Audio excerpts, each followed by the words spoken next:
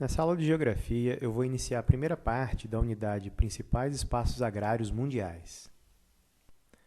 Essa aula está estruturada a partir de dois temas, sendo o primeiro Agricultura nos países centrais e o segundo Produção agrícola no mundo periférico. O conteúdo dessa aula está disposto nas páginas 27 a 35 do volume 6 da apostila de Geografia do Sistema de Ensino Positivo. Então, para a gente iniciar essa unidade, é muito importante atentar para algumas questões associadas à produção agrícola no mundo. Então, esse gráfico ele apresenta dados da FAO, onde são comparadas algumas questões a respeito da produção de alimentos. Primeiramente, a proporção de alimentos não destinados à alimentação humana, ou seja, produtos agrícolas para energia, produção de rações e sementes, por exemplo. E a produção que é destinada à alimentação humana, bem maior em relação à não destinada. No entanto, ao longo do processo, algumas parcelas de alimentos que não são comestíveis vão sendo quantificados. Então, dessa destinada à alimentação humana, uma parcela não é comestível, uma outra parcela ocorre como perda durante a colheita, uma outra parcela é perdida após a colheita, ou seja, em processos como estocagem e transporte. Também há perdas durante o processamento e perdas na distribuição. Além disso, durante o consumo de alimentos também existe um desperdício considerável. O importante de se analisar toda essa cadeia é que, ao final do processo, de todos os alimentos que foram produzidos, uma parte considerável não é destinada à alimentação humana, a maior parte consiste em perdas e desperdícios. E, com isso, apenas um pequeno percentual de tudo que foi produzido é que, de fato, serviu como alimento para a população humana. Então, isso é importante para que se analise os objetivos e as características, principalmente desses principais espaços agrários mundiais.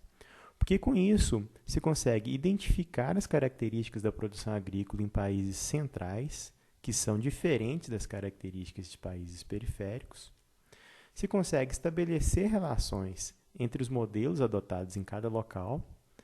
E é um subsídio muito importante para se compreender as contradições que envolvem as diferentes formas de agricultura com relação aos diferentes tipos de produção e as diferentes características locais.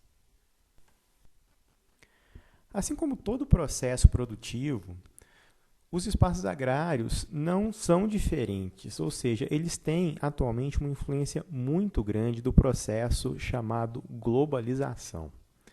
Um fenômeno que consiste na homogeneização de determinadas características, visando principalmente se mundializar determinada produção, determinada característica e determinado sistema produtivo. Então, na agricultura também é assim.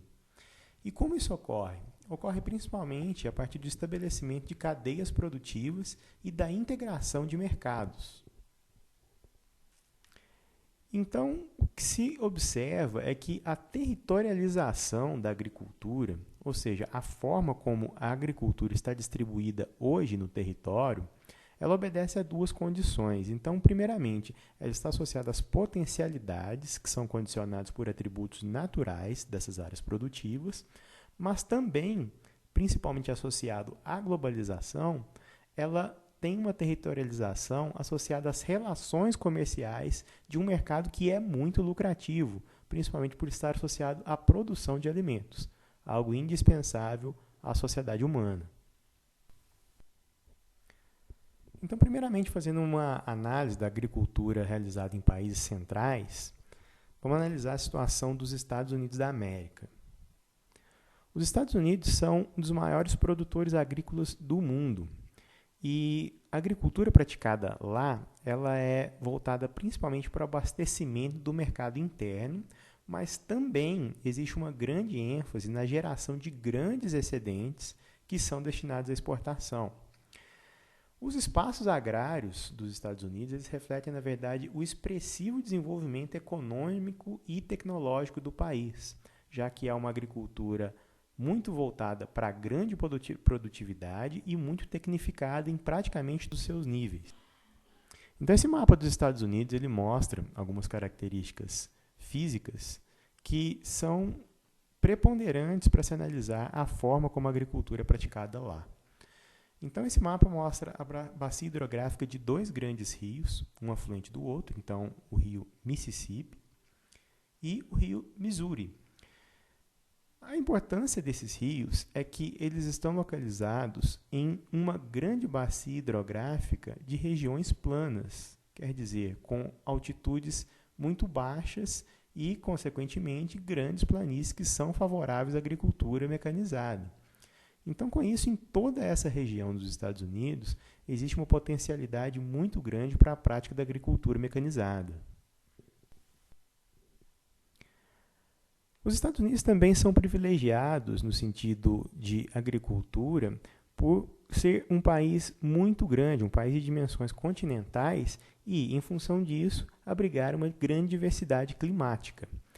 Consequentemente, essa diversidade climática associada a outras características favoráveis, ela implica também em diversidade de produtos, já que diferentes produtos estão associados a diferentes condições climáticas para a sua produção. Isso torna esse país um país de agricultura muito forte, em decorrência principalmente da ênfase em produtividade, ou seja, uma grande produção por área. Duas características que são importantes para se entender a forma como isso se desenvolveu historicamente é uma lei chamada Homestead Act, uma lei que foi proposta ainda no século XIX e que fazia a distribuição de terras para colonos que se mostrassem capazes de receber essas terras e produzir a partir delas. Então, a partir disso, começou a ocorrer o que se chamou de estruturação do espaço agrário, que consiste principalmente em algo que ficou conhecido como os belts agrícolas. Esses belts eles são tidos como grandes cinturões, grandes áreas contíguas e especializadas de acordo com as potencialidades naturais e com as tradições históricas de produção de determinados produtos, de determinadas qualidades agrícolas. Esse mapa mostra o uso do solo, principalmente a partir desses grandes cinturões agrícolas. Então, a gente consegue observar que essa produção é localizada. Então, existe, por exemplo, o grande cinturão de milho e soja, nessa região do centro-leste dos Estados Unidos. Existem regiões especializadas em cultivo de trigo de inverno, cultivo de trigo de primavera. Essa grande região mostra o cinturão de produção de algodão, fazendo uso de terras planas e de clima favorável. Então, a partir dessa distribuição da produção nos Estados Unidos, o que se percebe é que essas áreas elas foram estabelecidas, elas foram planejadas em função dessas características naturais e de características que favorecessem a produtividade. Então, por exemplo, os produtos hortifrutigranjeiros e a pecuária intensiva, elas foram distribuídas próximas a regiões urbano-industriais, já que elas demandam de insumos que provêm dessas regiões e, ao mesmo tempo, por estar perto desses grandes centros, isso favorece a distribuição dos produtos. Leite, milho e soja estão localizados em regiões próximas, já que o gado de leite demanda ração que é produzida principalmente a partir de milho e soja, então é uma proximidade geográfica que facilita a logística. Algodão, cítricos e fruticulturas obedecem a critérios climáticos e tradições históricas, ou seja, são culturas que já eram produzidas há muito tempo, eram culturas muito favorecidas pelo clima, então tendeu-se a se manter essas condições. O trigo obedece a critérios climáticos e fundiários. Fundiários no sentido de que é necessário grandes áreas para se produzir, então normalmente isso é distribuído em áreas onde o uso da terra ele é feito a partir dessas grandes áreas, grandes fazendas. E a pecuária extensiva, que, devido à não necessidade de terras de grande fertilidade, foram deslocadas para as áreas onde a agricultura não é tão importante assim. Então, essa estruturação ela favorece a grande produção agrícola dos Estados Unidos. Então, como exemplo, eles são o maior produtor mundial de milho, soja e morango, o segundo maior produtor mundial de laranja, cereja, maçã, espinafre, pistache e uva, e o terceiro maior produtor mundial de trigo, arroz, noz e amendoim. No entanto, existem algumas contradições na agricultura praticada pelos Estados Unidos. A primeira dela é perda de fertilidade do solo em grandes monoculturas, já que o uso intensivo de produtos, o uso intensivo de mecanização provoca uma perda de fertilidade que é considerável.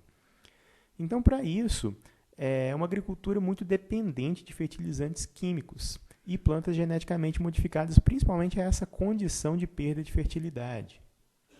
E é uma cadeia que vai sendo gerada. Então, a partir dessas condições, existe uma resistência a produtos geneticamente modificados em certos mercados, como, por exemplo, Europa e Japão. E a principal tendência do mercado norte-americano é exatamente a utilização desses produtos. A dieta também não é considerável por especialistas de saúde como uma dieta muito saudável, então muitos dos produtos agrícolas dos Estados Unidos não são considerados produtos adequados ou produtos que são tidos como saudáveis para determinadas dietas.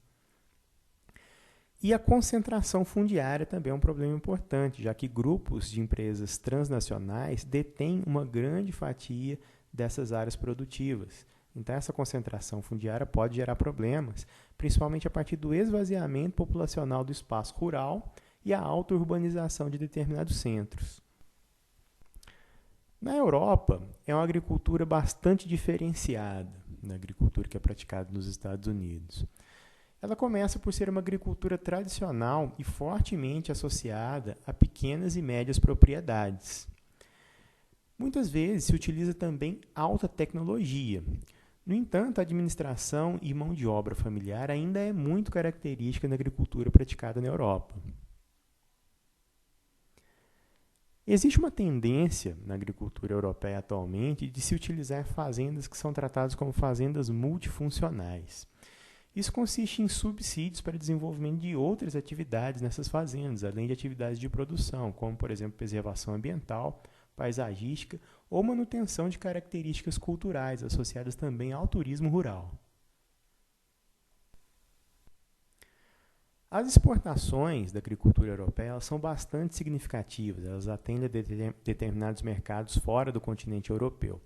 No entanto, a grande vantagem da agricultura europeia, considerada do ponto de vista do próprio europeu, é o abastecimento do mercado interno.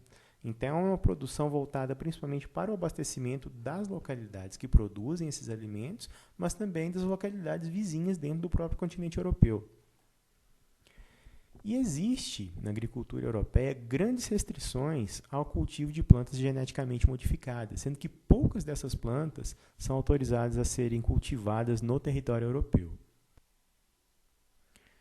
Uma grande característica que favorece e subsidia a agricultura na Europa é a chamada Política Agrícola Comum, que é uma política que foi estabelecida no ano de 1962 e que ela funciona no sentido de dar garantia à autossuficiência alimentar e à sobrevivência econômica dos agricultores que produzem essa suficiência alimentar. Isso principalmente a partir de práticas protecionistas, já que, na Europa, o preço da terra e a mão de obra são altos e pouco competitivos a produtos gerados por outros mercados, como, por exemplo, o mercado asiático e o mercado sul-americano, por exemplo. Então, para que esses produtos sejam competitivos, inclusive na própria Europa, é necessário subsídios financeiros desses governos. Então, uma outra forma do governo atuar e do governo subsidiar a agricultura e, consequentemente, os produtos é, além de fornecendo linhas de crédito, além de complementação de valor de determinados produtos, é a utilização de rigorosas normas de higiene e segurança, de uma forma com que esses produtos europeus tenham mais facilidade de atingir essas normas e serem comercializados no próprio continente. Além disso, também existe uma política de produção setorizada, ou seja, determinados países ou determinadas regiões produzem um certo tipo de produto que outros não produzem. Então, existe como se fosse uma troca comercial. Países que produzem o produto A, mas não produzem o B, fornecem o produto A e compram o produto B de outros mercados. Isso dentro da própria Europa, como acontece, por exemplo, entre França e Inglaterra, França e Alemanha, Alemanha e Itália. Além disso, existe uma maior facilidade para a comercialização dos produtos no mercado europeu devido à eliminação de tarifas. Quer dizer, o produto europeu, para ser comercializado no continente, ele tem tarifas mais baixas do que um produto que vem de outros países e tem uma taxação maior. Uma outra característica é a tradição cultural desses produtos dentro da própria Europa e o estímulo ao consumo desses produtos originados no continente. Então, existe uma política de valorização.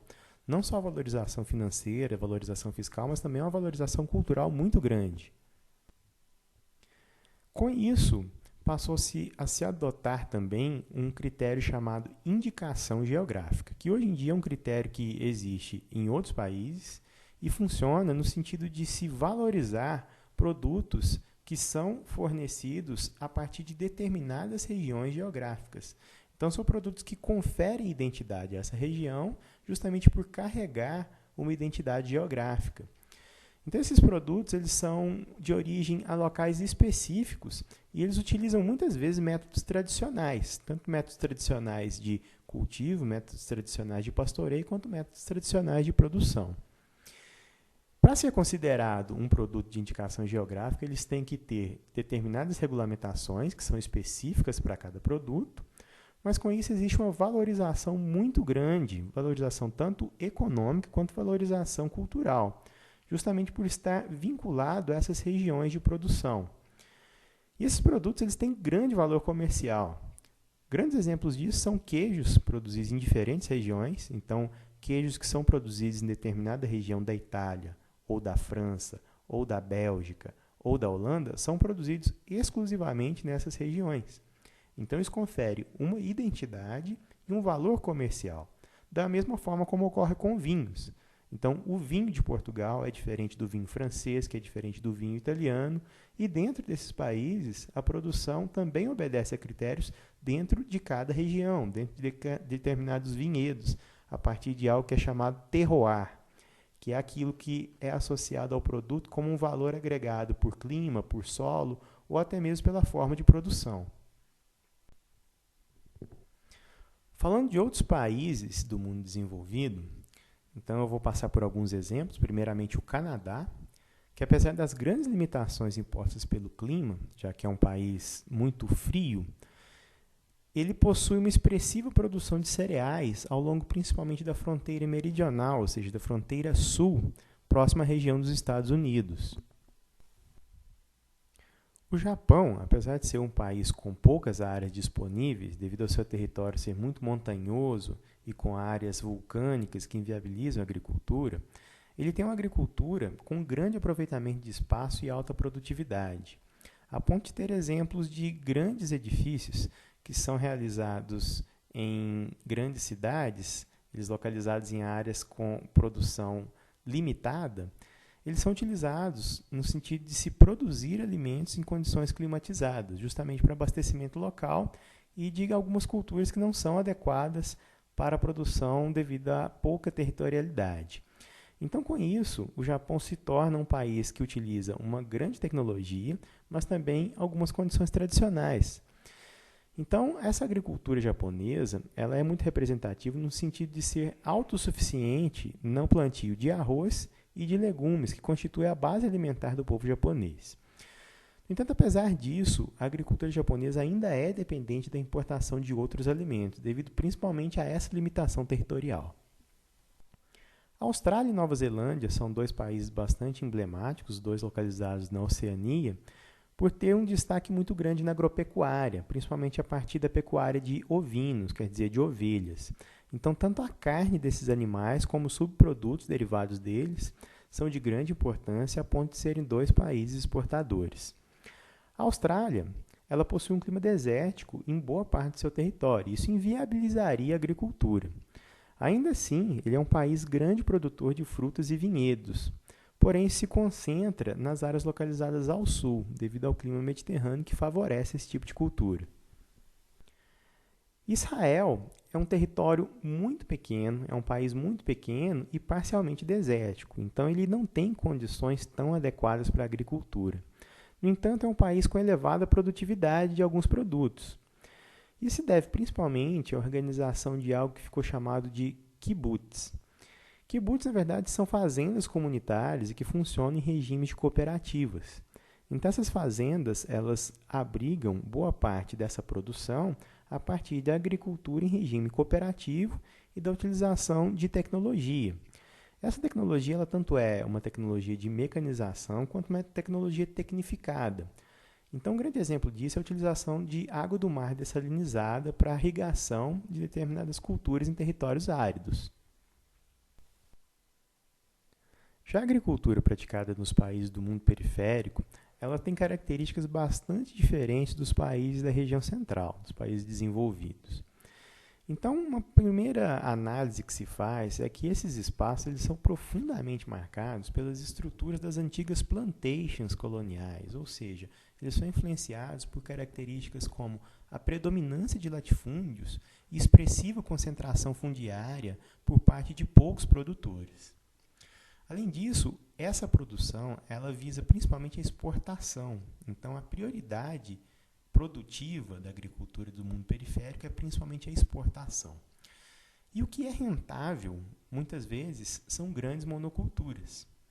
Por sua vez, é um tipo de produção que costuma levar ao esgotamento dos solos e à degradação de recursos naturais.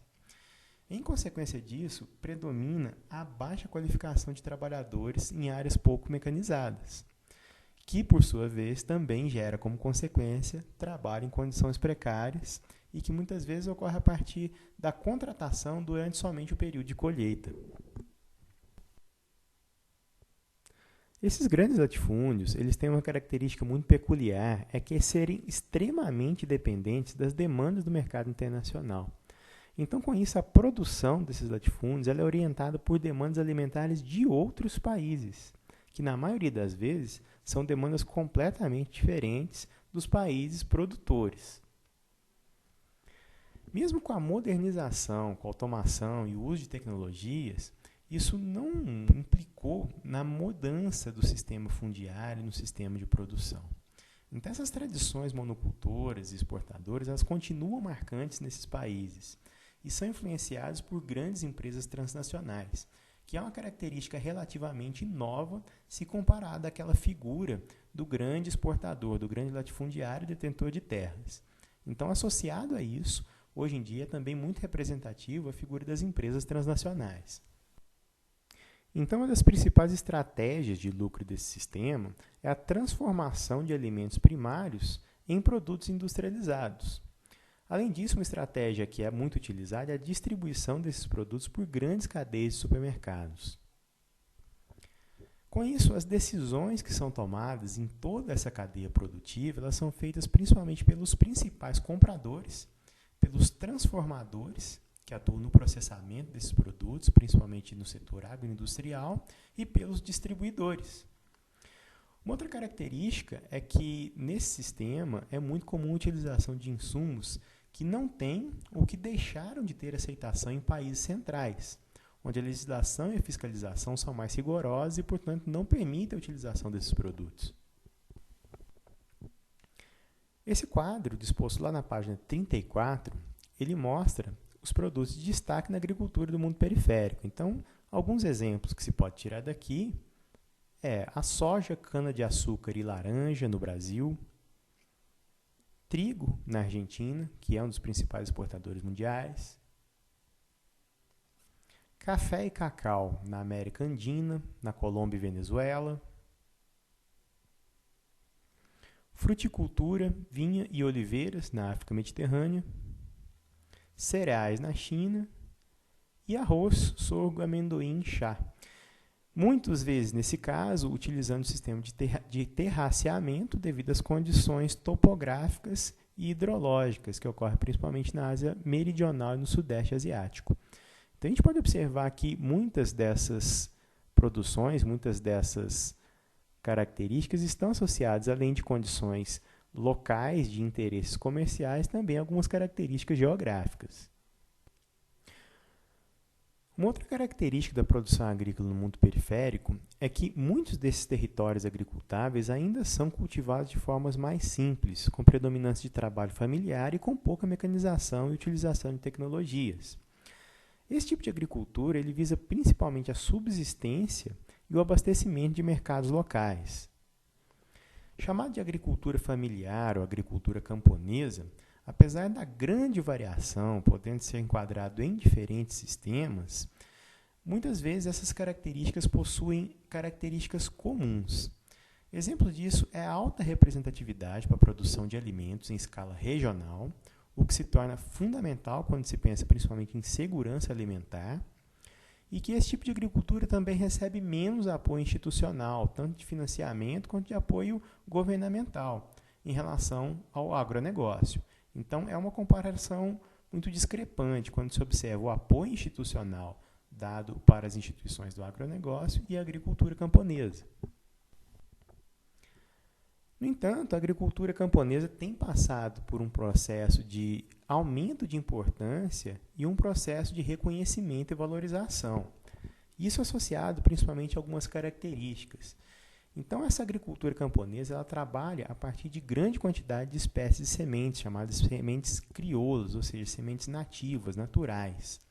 Então, isso tem uma importância muito grande, principalmente para a manutenção do patrimônio biogenético, que, inclusive, é fonte de material para melhoramento genético de outras espécies. Esse tipo de agricultura também trabalha a partir de práticas menos impactantes ao ambiente, e ele é fundamental para a fixação dessas populações no campo, gerando emprego a elas e também renda. Com isso, existe a possibilidade de evitar o desemprego e, com isso, a saturação dos espaços urbanos a partir do momento em que essas pessoas passam a buscar melhores oportunidades de trabalho. Além disso, também há o reconhecimento de que a agricultura camponesa tem uma importância estratégica muito grande, principalmente em momentos de crise social e ambiental, devido principalmente à sua característica de alta produtividade, já que esse tipo de agricultura alimenta cerca de 70% da população mundial. Então, como atividade relativa a essa aula, vocês vão responder, em linhas gerais, como se faz a diferenciação entre a agricultura praticada nos Estados Unidos e a agricultura praticada na Europa. Lembrando que o conteúdo da aula consiste nas páginas 27 a 35 do volume 6 da apostila do Sistema de Ensino Positivo. Até a próxima aula.